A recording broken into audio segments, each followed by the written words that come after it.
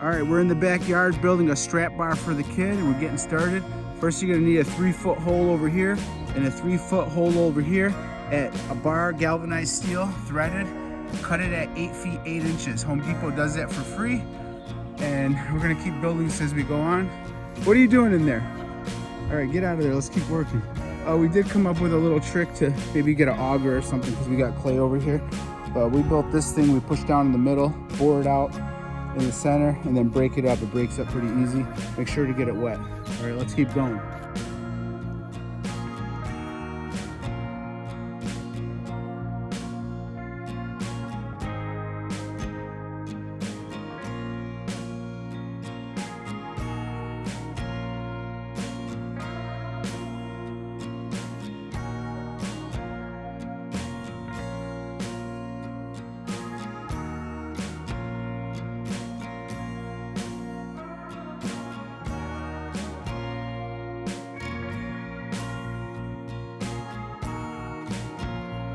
All right, don't forget to mix your cement in your hole. We got 4 bags on this side, 4 bags on the other.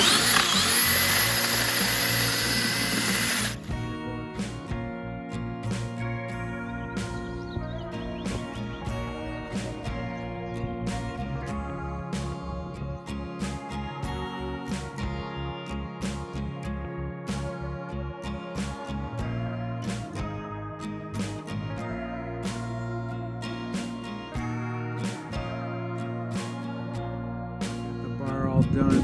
Grip tape on here on the PVC, and then I crazy glued the seams. Same thing over here, electrical tape, and I crazy glued the seams so you can have it all frayed out. Got the turnbuckles on, 120 pounds on each anchor, tightened real nice and tight.